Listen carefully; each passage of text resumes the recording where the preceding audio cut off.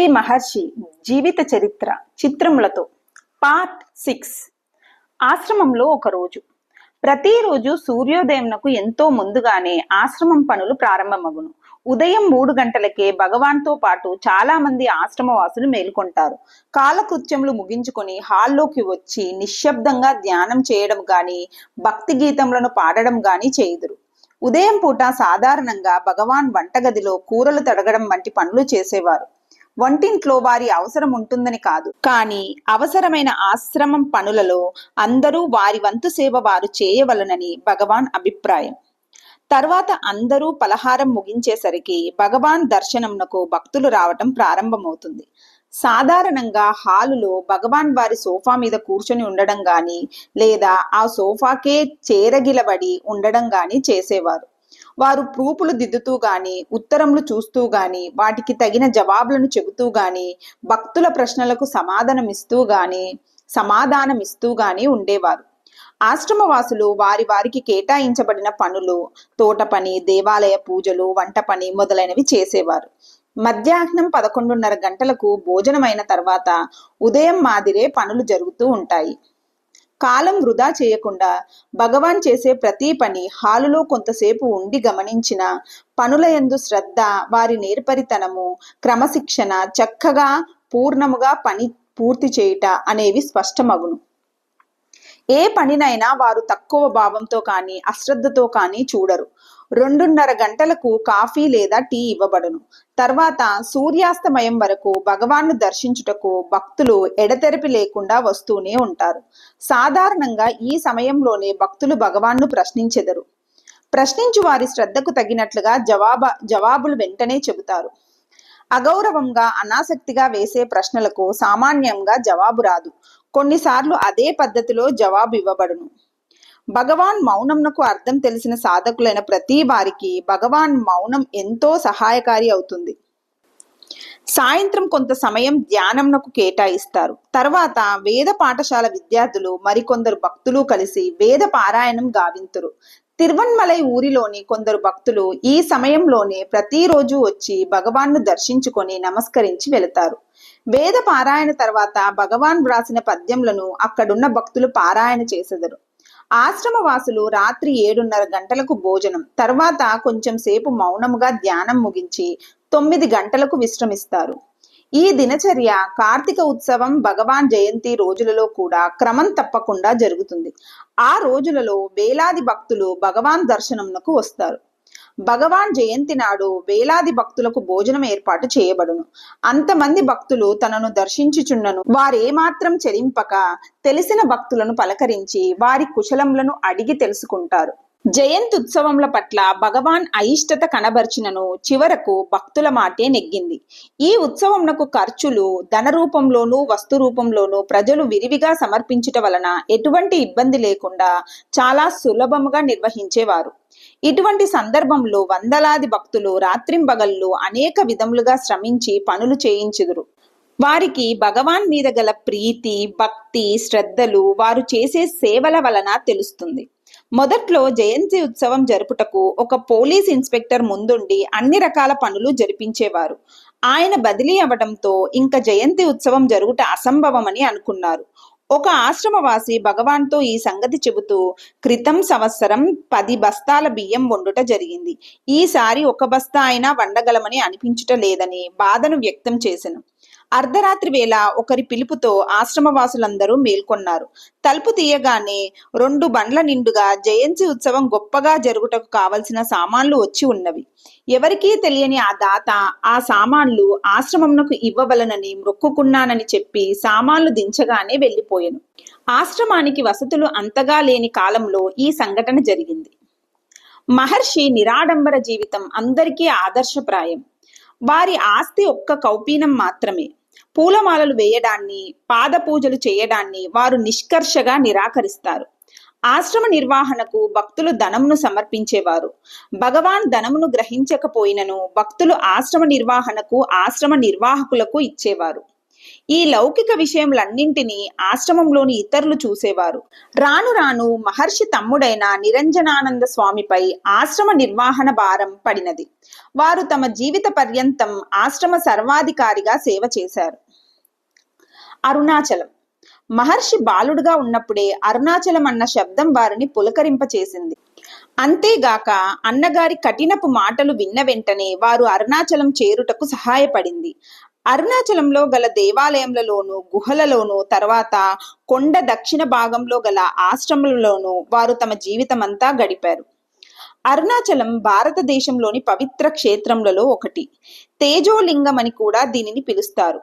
అరుణగిరి యోగి అనే సిద్ధ పురుషుడు ఇక్కడ నివసించుచున్నాడనే ప్రతీతి ఇప్పటికీ ఉన్నది. అరుణాచలం దక్షిణ కైలాసమని ప్రసిద్ధిగాంచినది.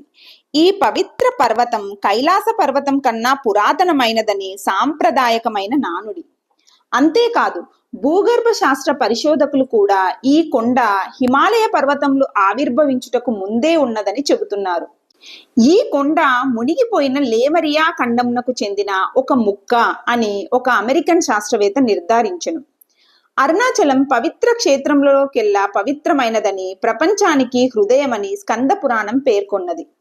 భగవంతుడైన శివుడు అరుణాచలంను గూర్చి ఇట్లు చెప్పెను: చూచుటకు ఈ కొండ రాతివలే కనిపించినను నిజమునకు అగ్నిమయం. ప్రజల ఆధ్యాత్మిక ఉన్నతి కొరకై భగవంతుని కృప ఈ కొండ ఈ విధముగా కనిపింపచేయుటకు కారణముగా ఉన్నది. నేను ఇక్కడ పరిపూర్ణ పురుషునిగా నివసించుచున్నాను. పర్వత హృదయములో గల ఆధ్యాత్మిక తేజము నుండి సకల ప్రపంచం ఉద్భవించుచున్నదని ధ్యానించండి.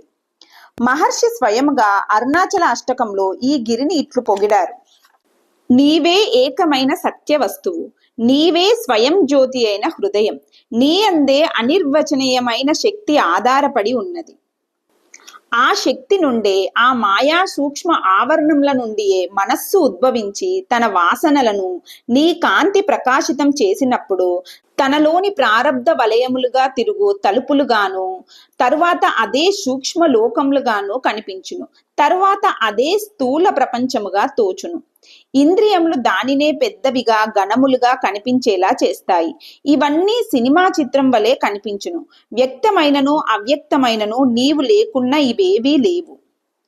అరుణాచల పంచరత్నంలో ఇట్లు చెప్పారు: అరుణాచల, నీ అందే ఈ ప్రపంచ చిత్రము సృష్టి, స్థితి, లయం అవుతున్నాయి. ఇదెంత చిత్రము! నీవే హృదయంలో ఆత్మగా నేను అని నృత్యం చేయుచున్నావు. నిన్నే హృదయమని యోగులు చెప్పుచున్నారు. కార్తీక దినోత్సవం నాడు లక్షలాది యాత్రికులు ఈ క్షేత్రంకు చేరుకుంటారు. కార్తీక పౌర్ణమి నాడు సాయంత్రం బ్రహ్మోత్సవం చివరి రోజు 6 గంటలకు గిరి శిఖరంపై జ్యోతిని వెలిగిస్తారు. భక్తులందరూ సాష్టాంగ దండ ప్రణామంలో ఆచరించెదరు. భక్తులు సమర్పించిన నెయ్యి, కర్పూరములతోనే చాలా రోజులు ఈ దీపం వెలుగుచుండును. ఈ జ్యోతి అన్ని వైపులా కొన్ని మైళ్ళ దూరం వరకు కనిపించును. చూడటానికి ఇది మొదటి రాతి కొండగా కనిపించినను జాగ్రత్తగా పరిశీలించిన వారికి అందులో ఎన్నో సుందర ప్రదేశములు, ఎన్నో రకములైన జంతువులతో కూడిన అరణ్యములు కనిపించును. భగవాన్కు పర్వతంలోని ప్రతి ప్రదేశము సుపరిచితమే. ఇంతకు పూర్వమైతే వారు ఆ అడవులలోకి వెళ్ళి కొన్ని గంటలు గాని కొన్ని రోజులు గాని ఉండి తిరిగి వచ్చేవారు. ఈ గిరిపై ఉన్న సుందర ప్రదేశములన్నింటికంటే అత్యుత్తమమైన ప్రదేశం ఒకటి ఉన్నది. ఇదే అరుణగిరి యోగి స్థానమని కూడా అంటారు. మహర్షి దానిని గురించి ఎంతగా వర్ణించి చెప్పినను ఇతరులెవ్వరూ దానిని చేరుటకు సాధ్యం కాలేదు. అక్కడ బ్రహ్మాండంగా పెరిగిన వృక్షముల నీడను వర్ణింప సాధ్యం కాదు. వాటి ఆకులు ఎంతో పెద్దవి. ఒక ఆకులో ఒకరు భోజనం చేయవచ్చట. కొండ చుట్టూ చక్కటి రోడ్డు ఉన్నది. ప్రతిరోజు ఎందరో భక్తులు ఈ కొండను ప్రదక్షిణముగా చుట్టి వస్తారు. మహర్షి ఈ గిరి ప్రదక్షిణకు బయలుదేరినప్పుడు భక్తులకు ఒక పండుగలాగా ఉండేది. చాలా మంది వారి వెంట గిరి ప్రదక్షిణం చేయుటకు ఉత్సాహపడేవారు. చాలా చోట్ల వారిని భక్తులు ఆపి ఆహారం ఇవ్వటం వలన ఆ 8 మైళ్ళు నడుచుటకు 12 గంటల సమయం కూడా సరిపోయేది కాదు. కొండ చుట్టూ ఎన్నో పవిత్ర దేవాలయములు ఉన్నాయి. వీటిలో కొన్ని ప్రదేశములలో భగవాన్ ఈ ఊరు వచ్చిన మొదటి రోజులలో నివసించేవారు. గౌతమ, అగస్త్య ఋషులు కొన్ని ప్రదేశములలో తపస్సు చేశారని ప్రతీతి. కార్తీక దీపం రోజు సాయంత్రం హాలుకు ఉత్తరం వైపు కొండకు ఎదురుగా మహర్షి కూర్చుంటారు. చుట్టూ భక్తులు ఉంటారు. కొండ మీద దీపం వెలిగించిన వెంటనే భగవాన్ ముందు ఒక దీపం వెలిగించేవారు. వెంటనే చుట్టూ ఉన్న భక్తులు భగవాన్ రచించిన అక్షరమణమాలను గానం చేసేవారు. ఎందరో భక్తులు ఎంతో దూరం నుండి ఈ ఉత్సవంలో పాల్గొనుటకు తప్పనిసరిగా వచ్చేవారు. అక్షరమణమాల నుండి కొన్ని పద్యములు భావానువాదము ఈ విధంగా ఉంది. అరుణాచల, నా గృహమైన మనస్సునందు దూరి నన్ను బలవంతంగా పట్టి తెచ్చి నీ గృహమైన హృదయమందు తప్పించుకోలేని చెరబెట్టితివి. నీ కృప ఎంత విచిత్రమైనదో కదా. అరుణాచల, ఎవరి కొరకు నన్ను తెచ్చావు? ఇప్పుడు నీవు నన్ను వదిలివేసినచో ప్రపంచం నిన్నే నిందించును. ఇది నీకు తగునా? అరుణాచల, ఈ ప్రయోజనం లేని నింద నుండి నిన్ను నువ్వు కాపాడుకొనుము. నన్ను ఎందుకు నిన్నే తలుచునట్లు చేశావు? ఇంక నిన్నెవ్వరు విడవగలరు? అరుణాచల, వాసనల బలం వలన ప్రాపంచిక విషయములలో తిరుగుచుండు నా మనసు నీ సుందర స్వరూపంను చూసి నీలో అణుగునట్లు నన్ను అనుగ్రహింపుము. నా అహంకారంను నశింపచేసి ఇప్పుడే నన్ను నీవు చేరుకున్నా ఏది నీ పురుషత్వం అరుణాచల? నా తప్పులన్నింటినీ సమూలంగా నాశనం గావించి నన్ను సద్గుణవంతుణ్ణి చేసి సద్గురునాథుని రూపంలో నన్ను కాపాడుము ఓ అరుణాచల. నిన్ను భజించవలనని తలచి నీ దగ్గరికి వచ్చిన నన్ను పూర్తిగా కబలించి వేశావు ఓ అరుణాచల. ఇంక నేను పూర్ణ శాంతిని పొందగలను. నన్ను నీలో ఐక్యం చేసుకోకున్నా ఆ భరింపలేని బాధతో కరిగి కన్నీటి వరదలో మునిగి నాశనమవుదును ఓ అరుణాచల. నీవు మౌనము దాల్చుము అని చెప్పకనే చెప్పునట్లు సదా మౌన స్వరూపు అయి విలసిల్లుచున్నావు ఓ అరుణాచల. ఓ అరుణాచల జ్ఞాన భాస్కర, తుమ్మెద మొగ్గను చూసి ఇంకా వికసింపలేదు అని గేలి చేసినట్లుగా నీవు నన్ను చూసి ఇంకా పక్వం కాలేదా అని పరిహసించినట్లు ఉన్నావే, నీకిది తగునా? ఓ అరుణాచల, తత్వమెరుంగకయే తత్స్వరూపమై నిలిచావు. ఆ తత్వమే ఇదియా ఓ అరుణాచల? ఓ అరుణాచల, లో దృష్టితో అనవరతం తనను తాను విచారించుచుండగా తనకు తానుగా తన స్వరూపం బోధపడును అని బోధించావు. నిన్ను చేరవలనని ఆశతో నా సహజమైన సిగ్గును వదిలి నేనుగా నీ వద్దకు వచ్చినా కూడా స్తంభము వలె కదలక ఉన్నావే ఓ అరుణాచల. బీదలు నిరహంకారులైన వారిని నీవు చేరి నీవే గొప్ప పేరును సంపాదించుకున్నావు. ఇదేమి చిత్రం ఓ అరుణాచల. ఓ అరుణాచల, నీవే నా ప్రియ దైవం కావుననే నేను నిన్ను ఇన్ని రకములుగా మాట్లాడాను. దోషములను ఎంచక నన్ను ఆనందింప చేయుము. ఓ అరుణాచల, నీ పనులన్నింటినీ బహిరంగపరిచాము. అందుకు కోపగించక నీ కృపచే నన్ను చేరదీసి రక్షింపుము. అరుణాచల అష్టకము. నేను అను తలపు లేకున్నచో వేరు తలుపే లేదు. అంతవరకు వేరు తలపులు ఉదయించగానే ఎవరికి అని ప్రశ్నించిన నాకు అని బదులు వచ్చును. ఈ మార్గమునే అనుసరించుచు నేను పుట్టుక చోటుకు విచారించుచు లోపల మునిగిన మనసు దానికి ఆధారమైన హృదయమును చేరి ప్రభువైన మహేశ్వరుని చేరును. ఓ ఉజ్వల అరుణాచల, అపార కరుణా సింధో, నీవు హృదయ రంగములో చలనము లేక నర్తించుచున్నావు. అక్కడ ఇక మీద లోపల వెలుపల పుణ్యపాపములు, జనన మరణములు, సుఖ దుఃఖములు, వెలుగు చీకటులు అనే ద్వంద్వములు ఉండలేవు. అరుణాచల పంచరత్నము.